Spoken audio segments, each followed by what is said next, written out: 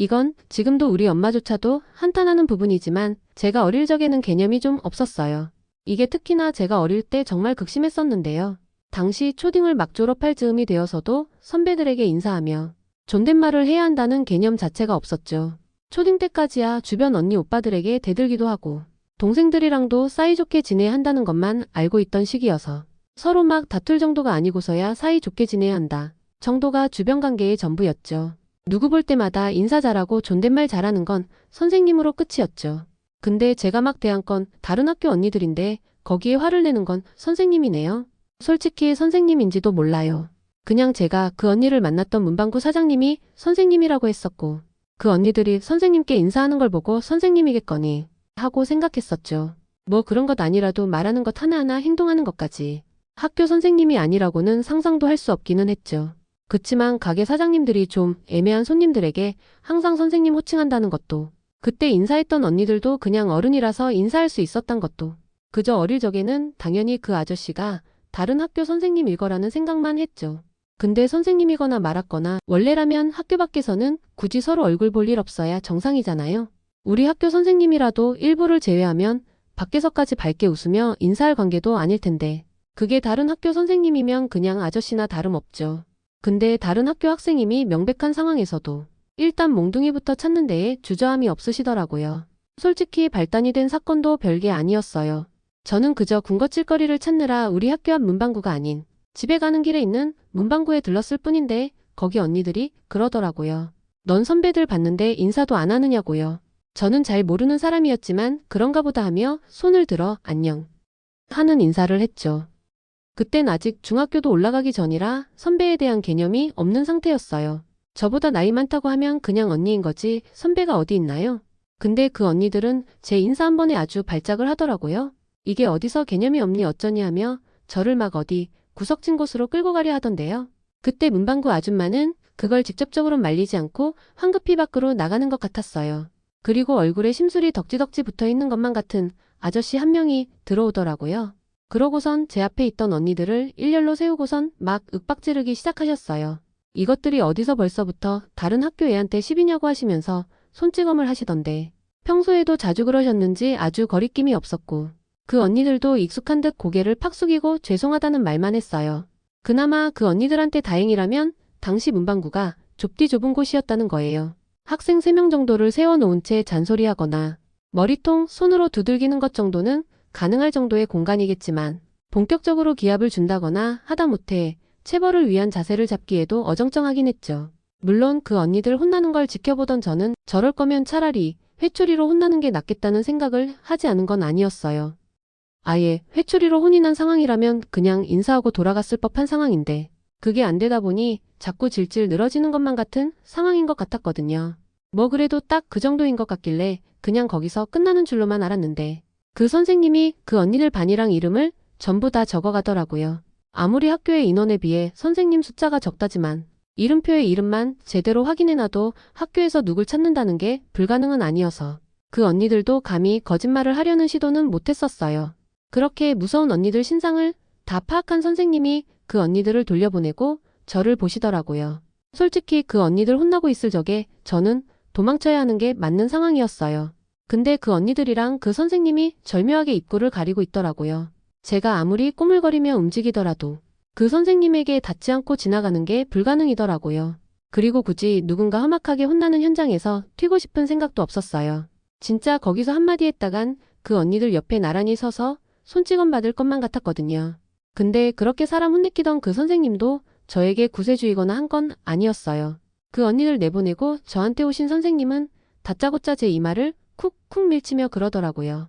넌 뭔데 개념 없이 너보다 선배들한테 반말 짓거리냐고요. 너 같은 애 하나 때문에 학교 분위기가 어쩌니 하는 말들과 하여간에 그거랑은 관련도 없는 인격모욕성 발언들이 쏟아졌었어요. 그렇잖아도 중학교에 대한 막연한 느낌만 가득했던 초딩 시절인데 중학교 선생님이라는 사람에게 그런 말을 들으니 억울해서 입부터가 콱 닫히더라고요. 그러면서도 묘하게 고개는 숙여지는 게 잘못한 것도 없다고 생각했지만 아마 옆에서 봤으면 어디 담 뛰어넘다 문방구에서 잡힌 모양새로 보이긴 했을 거예요. 게다가 왜 그랬는진 몰라도 두 손은 또 공손히 앞으로 모이네요. 딱히 그 선생님이 그러라고 지시한 것도 아니건만 눈앞의 아저씨가 선생님이라고 생각하니 저도 모르게 그랬었나 봐요. 제가 그러고 있었으니 그 선생님도 부담 없이 저를 혼낼 수 있었던 게 아닌가 해요. 그래도 그쯤 되는 자세로 있었으면 적당히 혼내다가 보내주면 될 텐데 그건 또 안 그러시더라고요. 아마 조금 전 언니들 혼냈던 게 있으니 저도 그만큼은 혼내야 한다고 생각했는진 몰라도 기분 나쁘게 손가락으로 머리 몇 번 밀치고 욕지거리 한 것만 가지고 저를 보내줄 생각은 없는 것 같았어요. 그러다 보니 자연히 찾게 되는 게 회초리더라고요. 일단 기분대로 손이 나가기는 했지만 그 선생님도 자기네 학생도 아닌 애를 마냥 막 대하기는 좀 그렇지 않았을까요? 아니면 그저 어린 여자애라 그런 걸 수도 있고요. 그런 것 치고 두리번거리며 찾는 게 회초리라는 것도 좀 웃긴 일이긴 하죠. 처음엔 문방구에서 파는 것들 중에 회초리 비슷한 걸 찾으시는 것 같더니 이내 익숙한 걸 골라드는 게 보였어요. 학교에서도 빗자루는 흔히 선생님들이 선택하는 회초리 중 하나였고 그 문방구에도 당연히 청소 빗자루는 갖춰져 있었죠. 게다가 어디 화장실 청소할 적에나 쓰이는 둥근 나무로 된 빗자루였으니 그 선생님도 만족한 것 같은 눈치더라고요. 우리 학교만 그랬는진 몰라도 자루가 나무로 된 짤막한 빗자루는 주로 화장실에 비치되어 있었거든요. 청소설 부분도 뻣뻣한 플라스틱으로 된 그런 빗자루 있잖아요. 아마 문방구엔 내구성 문제 때문에 오래 사용하려고 그런 걸 사용하는 것 같던데 저한텐 한없이 불온한 케이스이긴 했죠. 그 문방구에서 얇은 쌀이나무 뭉쳐놓은 빗자루를 사용했다면 저도 혼나는 거에 조금은 거부감이 덜했을지도 몰라요. 근데 겨우 잘 모르는 언니들한테 평소 하던 대로 말 걸었다고 그런 걸로 혼나기에는 또 엄청 억울하더라고요. 근데 또 도망치려니 그 선생님을 따돌릴 자신이 없었어요. 게다가 그 언니들이랑은 다르게 저는 혼자잖아요. 아무리 좁은 문방구라지만 저 하나 엎드려 뻗치기에는 충분한 공간이 나오더라고요. 그 선생님도 그걸 바랬는지 저한텐 턱으로 바닥을 가리켰죠. 저는 그래도 아직까진 학교 밖에서 혼난다는 것에 대한 막연한 두려움이 있던 시기라 섣불리 바닥에 손이 안 짚어지더라고요. 제가 제대로 자세를 잡지 않으니 선생님은 점점 제 앞으로 다가오셨고 저는 마냥 뒤로만 물러날 뿐이었죠. 그러면서도 뒤에 뭐 없는지 살펴야 하는 건 기본이었어요. 나중에 문방구 아줌마가 뭐 물어내라고 할까봐 무서웠거든요. 우리 학교 앞에 있던 문방구에선 꽤나 자주 목격했던 광경이었으니까요. 뭐 어쨌거나 그런 사정들이 있다 보니 제가 몰린 곳은 문방구 창고 앞이었어요. 당시엔 안에 불도 켜놓지 않아서 어두컴컴했는데 평소라면 뭐가 안 보이는 두려움에 근처에도 가지 않았겠지만 그날만큼은 그 어두운 창고가 그렇게나 반갑더라고요. 정말 그쪽으로 머리만 집어넣으면 내가 누군지 아무도 모르겠지 하는 그런 생각. 이게 옆에서 그런 생각을 읽는 사람이 있으면 그게 무슨 헛소리라고 할진 몰라도 당시 누군가에게 막 몰리는 상황에선 그런 생각도 들었어요. 그야말로 한 치 앞도 못 보는 생각이었겠지만 그때는 그저 빨리 혼나고 도망가야 한다는 생각뿐이었죠. 분명 그 선생님은 저한테 엎드려 뻗치라느니 하는 말이라곤 단 한마디도 한 적 없지만 저는 그저 그 어두운 창고라는 도피처에 머리를 집어넣고 말았죠. 머리만 넣은 채로 바닥에 주저하는 것 없이 엎드려 뻗친 건 당연했고요. 그 선생님은 딱 제가 바닥에 엎드리자마자 더 이상 저를 압박하거나 욕설을 하는 대신 거꾸로 잡은 빗자루를 휘두르셨어요. 아무리 쫓기고 있던 와중이라지만 아픈 게 어디 가는 것도 아니었어요. 그리고 아무리 쫓겨서 엎드려 뻗쳤다지만 그때까지도 제가 딱히 뭔가를 잘못했다는 인식도 없었거든요. 나는 그저 평소 하던 대로 했고 평소엔 그래도 아무런 문제가 없었단 말이죠. 근데 그런 걸 두고 우리 반 담임 선생님도 아니고 다른 학교 선생님께 매로 혼인하고 있다는 생각이 드니까 왈칵 울음부터 나더라고요. 근데 억울한 건 제가 머리를 잘 안 보이는 창고 쪽으로 하고 있어서인지 그 선생님은 제가 울고 있는 게 안 보이셨나 봐요. 일단 제가 자세를 흐트러뜨리진 않았으니까요. 진짜 하교길에 편안히 간식 하나 사 먹으려다가 별꼴을 다 당하는 거였죠.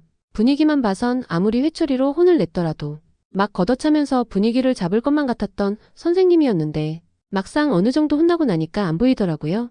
더 정확히는 이미 선생님은 사라지셨고 문방구 아줌마가 저를 안아다 일으켜주신 거였죠.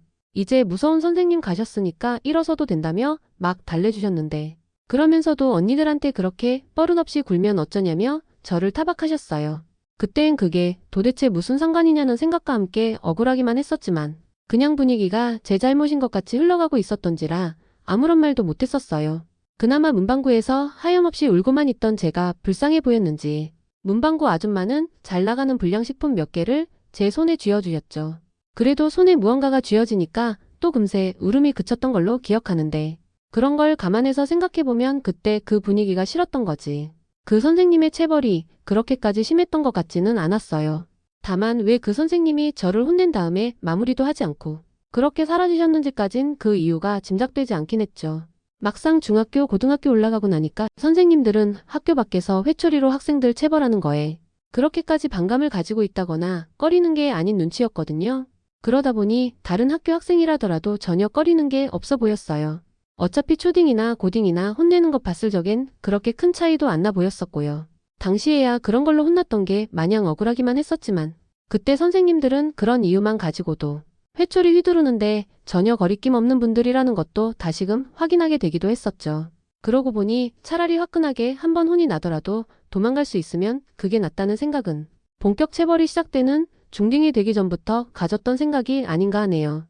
중딩, 고딩 땐 그냥 체벌 자체가 생활이었던지라 그런 거에 대한 생각은 오히려 없었던 것 같아요. 그럼 이번 이야기는 여기까지만 할게요. 더 재미있는 이야기를 듣고 싶으신 분들은 좋아요 한 번씩만 체크해 주시고요. 그럼 다음 영상에서 만나요.